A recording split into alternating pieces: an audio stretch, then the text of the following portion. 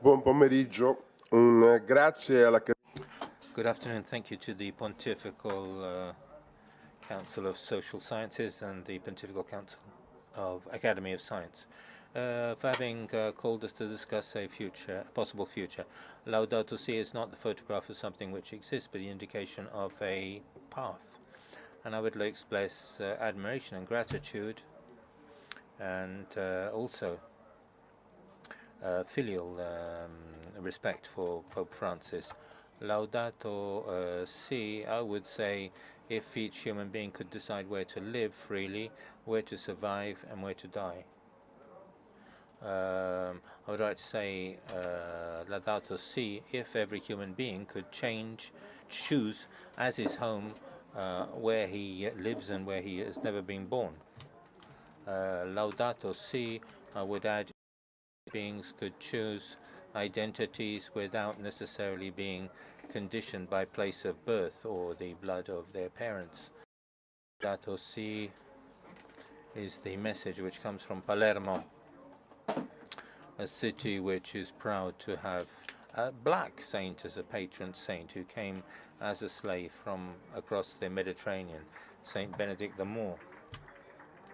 And black saint is our patron, who gives his name to the most important avenida in Buenos Aires, Avenida San Benito de Palermo.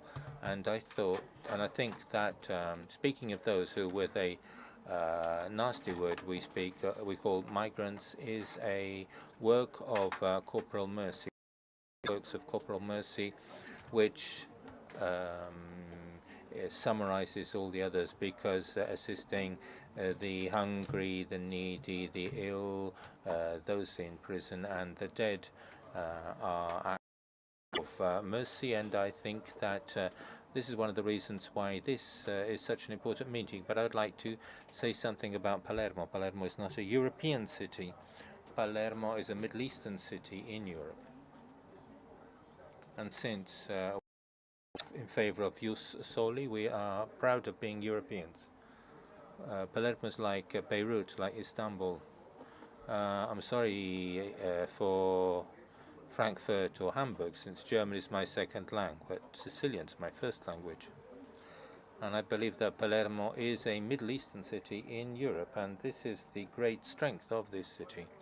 Palermo is not a picture and a painting, it's a mosaic made of pieces of different color and shape, but it is a mosaic which is without a frame, becomes an incoherent of shards. And our frame has to be the respect of all human beings, to be different and to be equal. And for this we are proud for having the blessed Pino Pugliese, who was born in Palermo. He died not killed by the mafia. He died because he defended the rights of children, and the mafia killed him.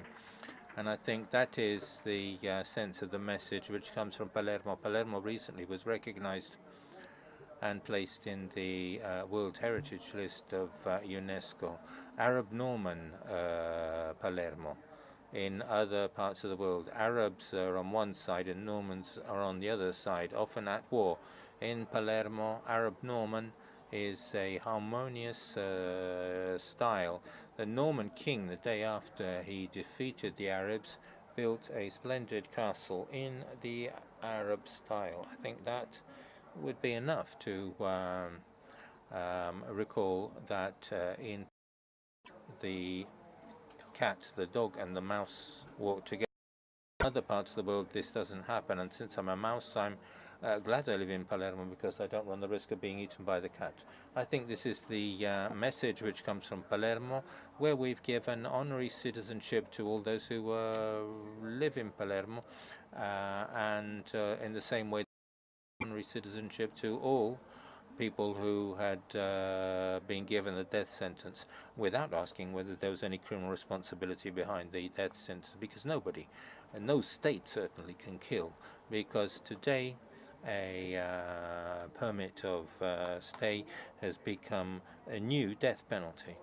Today a residence permit has become a new slavery. That death penalty, which was envisaged by state laws and which still exists in the laws of countries which consider themselves to be civilized, and which this law makes them be uncivilized. I know that this is a contentious statement. The great Voltaire was an ignoble slave trafficker because the laws allowed him to trade in human beings. I believe that changing the laws is our task, and this is why from Palermo we have the Charter of Palermo issuing a few months ago. We approved the Charter of Palermo, which proposes that the permit of residence be abolished, not abolish the passport.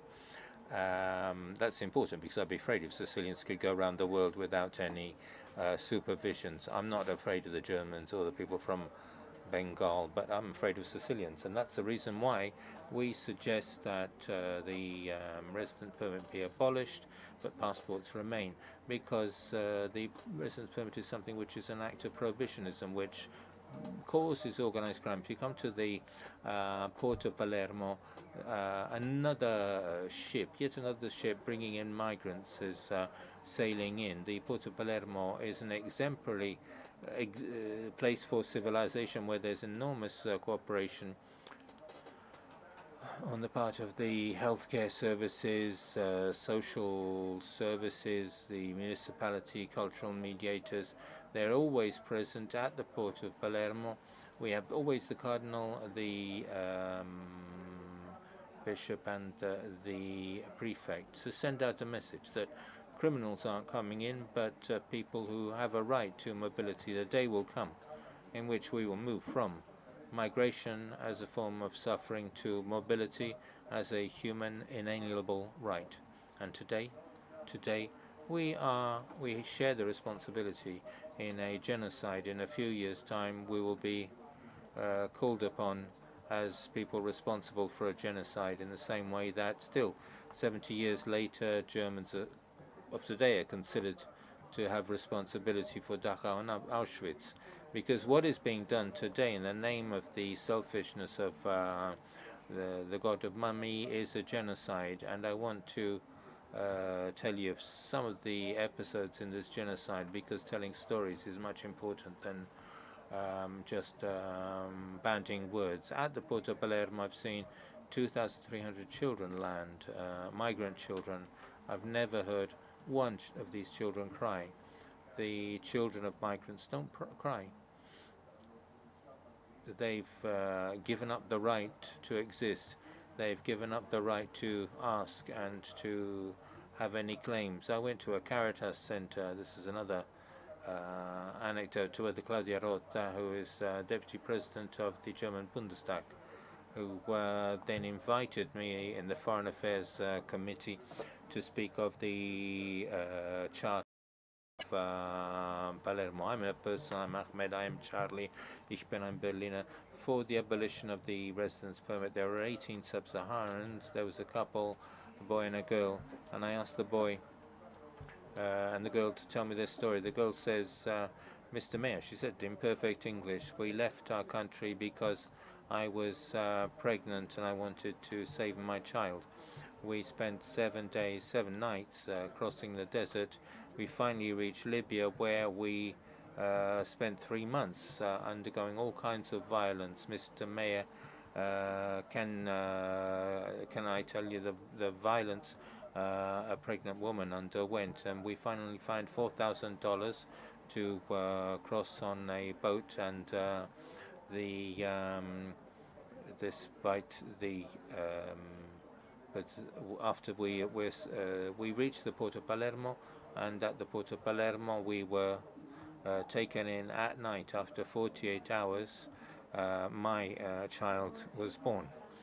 And the 3 months lived by this woman was 7 months of violence, 3 days at sea, and the child who was finally born. And I said, but what did you do in your country? And she said, I was an English teacher, Mr. Mayor. And speaking to his partner, I said, what did you do in your country? I was a software engineer, Mr. Mayor. At this point, I felt very ashamed, but I asked them a question, which I'm glad I asked.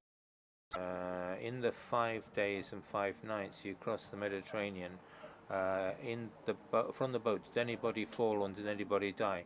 And this woman looked at me with terror, and she cried out, terrified, I didn't see anything, I didn't see anything. And I saw the image of my pregnant child who killed someone to save her child. And putting people in this position, they seem to be the people who were in Auschwitz and Dachau.